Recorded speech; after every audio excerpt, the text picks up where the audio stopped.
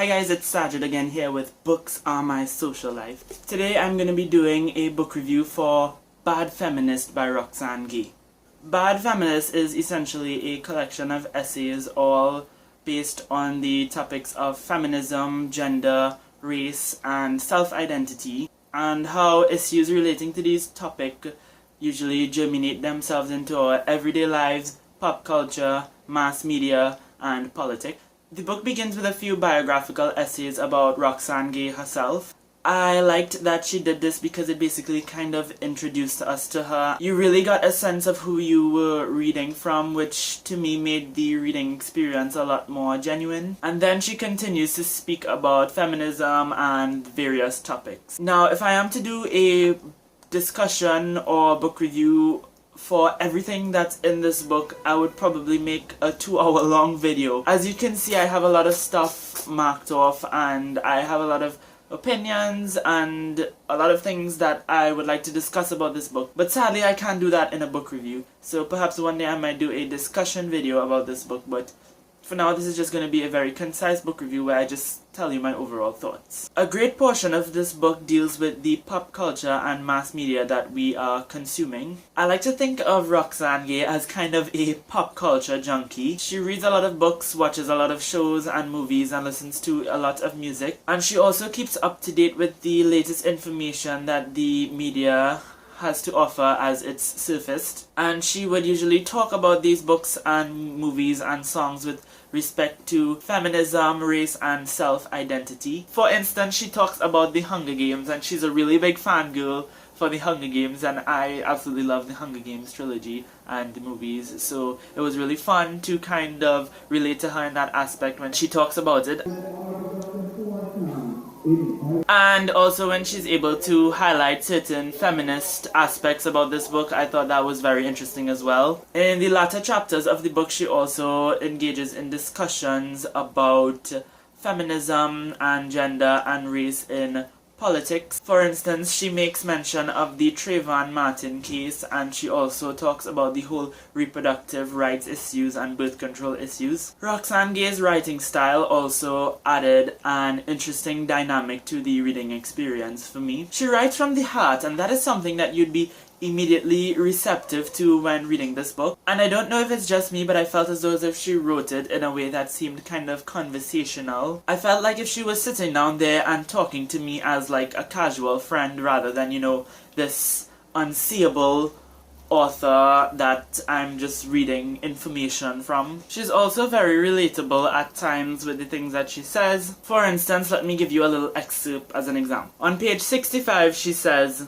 "Like many writers, I've lived inside of books as a child. Inside books, I can get away from the impossible things that I had to deal with. When I read, I was never lonely or tormented or scared. I read everything I can get my hands on." So I'd have to say she did an excellent job, given the fact that she's able to use her writing to establish this kind of connection with her readers in the way that she did. But what I appreciate the most about Bad Feminist is the concept of Bad Feminist itself. The main proposition here is simple: no one is perfect. As humans of a particular faction, such as feminism for instance, there is a certain stature conceptualized that we must live up to in order for others to approve us of the title that we are claiming. People who are devout to feminism often expect other feminists to be perfect in order for them to be looked up upon as a feminist. Roxane explains that she's often immersed in literature and music and shows which may convey messages that are otherwise counterproductive for or against the ideologies of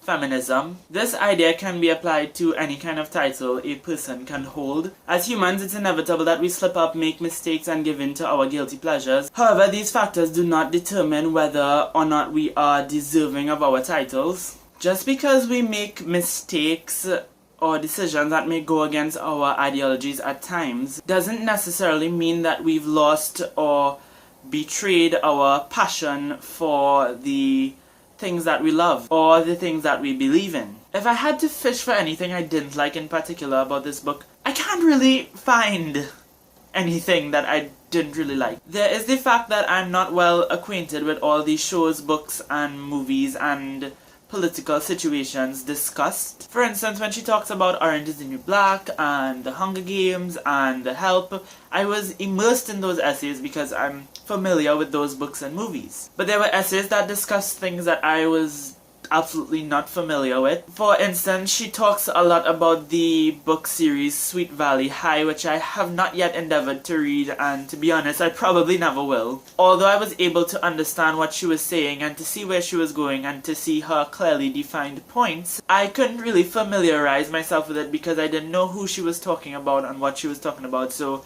those essays were probably a bit of a chore for me. But that's in no ways anyone's fault. It's not my fault, it's not the author's fault, it's just the plain reality. I've never read those books, I've never seen those movies, so I was just kind of uninterested when I was reading those essays. All in all, I'd say that this was just a pretty fantastic read. It should enlighten you a lot on things that you were probably otherwise oblivious to. It will allow you to see things in a more critical light and not just take things as they are or as they seem. It will allow you to be more critical and receptive to bad messages that we are constantly fed on a day-to-day basis, and it will really challenge some of your views and take you out of your comfort zone, and also allow you to reevaluate and reinterpret things that you are constantly exposed to in pop culture and in mass media and in politics. All in all, I give it a 5 out of 5 stars and highly recommend it to everyone. If you've read Bad Feminist, let me know down in the comments what were your thoughts on it. Did you like it? Did you hate it? Did you agree with some of the things that she said? Did you disagree with it? This book can be such a great discussion starter, so why not start a discussion? And that's gonna be it for my book review. Thank you guys so much for watching this, and I hope to see you again soon.